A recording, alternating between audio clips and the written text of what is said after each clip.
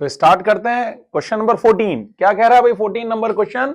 Choose the unmatch option. Unmatch को choose करना है, यानी चार ऑप्शन में से तीन तो आपस में कोऑर्डिनेट करेंगे, सिमिलैरिटी शो करेंगे, परंतु एक ऑप्शन ऐसा होगा जो फॉलो नहीं करेगा रूल को। तो फर्स्ट क्या है? Eye of octopus and the mammals. Third second क्या है? Flippers of penguin and the dolphin and the potato and sweet potato. कुछ रिकॉल हो रहा है? क्या रिकॉल हो रहा है? तीनों में क्या कॉमन लग रहा है? देखिए, आई ऑफ ऑक्टोपस एंड मैमल में आपस में फंक्शन के नाम पर तो सिमिलरिटी, विजन में हेल्प कर रहे हैं। The flipper of penguin and dolphin किसमें भाई? ये छोटा छोटा स्विम करने में हेल्प कर रहे हैं, penguin bird, dolphin as a mammal में, और पोटैटो इज ए क्या है? दोनों में स्टोर्ड फूड है, पर कहां पर है पोटैटो एज ए स्टेम, कहां पर है sweet potato as a root है। यानी इन तीनों में अगर आप कॉमन देखेंगे तो इनका ओरिजिन एकदम अलग, एम्ब्रियोनिक प्लान एकदम अलग है, बट फंक्शन के नाम पर तीनों से ये करेक्टर कुछ रिकॉल कर रहे हैं। Yes, these are the characteristic of analogous organ. Analogous organism बोले तो एनालॉजी के हैं, परंतु अगर आप फोर्थ पर फोकस करेंगे तो ये वर्टिब्रेट का हार्ट जो सिस्टोल डायस्टोल शो करता है, ब्रेन का काम है कंडक्शन करना, ये वर्टिब्रेट का हार्ट है। Origin same, functionally generally different होते हैं पर सेम भी हो सकते हैं।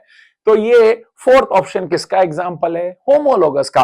तो तीन ऑप्शन तो हो गए हैं एनालॉगस के और फोर्थ ऑप्शन हो गया है होमोलोगस। और इसमें कंसेप्ट याद रखना है, होमोलोगस में यह देखना है कि ऑरिजिन सेम, फंक्शनली डिफरेंट पर सेम भी हो सकते हैं। यहां पर क्या देखना है? ऑरिजिन डिफरेंट, फंक्शन सेम, और यहां पर सेम जब मैं बोल रहा हूं ना ऑलवेज, और वहां पर मैंने बोला था डिफरेंट होते हैं पर सेम भी हो सकते हैं। लैंग्वेज पर ध्यान देना है। यस, तो आंसर हो गया 4। 15 कह रहा which given option is not good example of natural selection. Natural selection है क्या? नेचर बोलती है कि भाई आप फिट है, पर आप फिट हैं या नहीं है ये आप डिसाइड नहीं करेंगे, ये डिसाइड करेगा कौन? नेचर डिसाइड करेगी। Everything is due to nature. होता है सिलेक्शन का काम और फिटनेस का काम ये हम में होता है। देखिए, इसमें एक सीक्वेंस है, याद रखना है। सबसे पहले आता है अनरेस्ट, अनरेस्ट से आता है वेरिएशन, वेरिएशन में अगर वह जेनेटिकली फिक्स्ड हो जाते हैं तो कहलाते हैं एडेप्टेशन, एडेप्टेशन की एबिलिटी आ जाती है तो इसे कहते हैं फिटनेस। आ गई फिटनेस, अब आप फिट हैं या ये नहीं है, इसके लिए नेचर आपका एक एग्जामिनेशन लेगी थ्रू द हॉस्टाइल एनवायरनमेंट, और इसे कहते हैं नेचर का सिलेक्शन। और इसमें बेस्ट एग्जांपल कौन सा है? Industrial melanism, commonly called as a pollution, ये बेस्ट एग्जांपल है। बाकी ह्यूमन मेड एंथ्रोपोजेनिक एक्शन है। एंथ्रोपोजेनिक एक्शन समझ में आ रहा है आपको?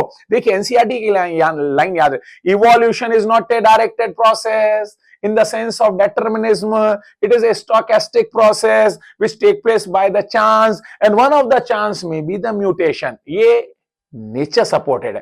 परंतु अगर एंथ्रोपोजेनिक एक्शन होगा तो क्या बोलेंगे? Evolution is not a directed को नहीं बोलेंगे, अब क्या बोलेंगे? Evolution is a directed process, it is in the sense of determinism and it is not a stochastic process. तो ह्यूमन वाले जो प्रोसेस होते हैं वो कौन कौन से हैं? ह्यूमन एंथ्रोपोजेनिक एक्शन कौन सा है? डीटीटी रेजिस्टेंट मॉस्किटो, ये मॉस्किटो को रेजिस्टेंस पावर हमने डीडीटी छिड़क कर दे दिया है। ड्रग रेजिस्टेंट, ड्रग को लेकर माइक्रोब हो चुके हैं रेजिस्ट, ये भी हमने करवा दिया है। Man has bread selected plants and animal, agriculture में हमने कुछ अलग अलग तरह की गोभीज बना ली है, जैसे कि हमने कैबेज बना लिया, कॉलीफ्लावर बना लिया है, अलग अलग तरह के जो फॉर्म ऑफ जिसे अपन कह सकते हैं गोभी, जिसे कहते हैं ब्रेसिका ओलेरेशिया के अलग अलग फॉर्म बना लिए हैं। हॉर्टिकल्चर में अलग अलग तरह, स्पोर्ट्स के अकॉर्डिंग हमने अलग अलग तरह के हॉर्स बना लिए हैं, जिसे कहते हैं रग्बी खेलने वाले हॉर्स या अलग अलग तरह के हॉर्स। सिक्योरिटी के फॉर्म में हमने अलग अलग डॉग की वैरायटी बना ली। ये क्या है भाई? ये फर्स्ट, यानी A, B and D are the best example of anthropogenic action, but B is a best example of natural selection. Natural selection में भी living example है जिसको कि NCERT ने इंग्लैंड का एग्जाम्पल देकर समझाया। तो भाई ये क्या बोल रहा है अब? Good example of natural selection, not. क्या याद रखना है? देखिए, क्वेश्चन जब पढ़े ना तो थोड़ा सा फॉलो करना है चीजें कि भाई ये बोल क्या रहा है, तो ये बोल क्या रहा है, यहां पर ये बोल रहा है, नॉट निकालना है।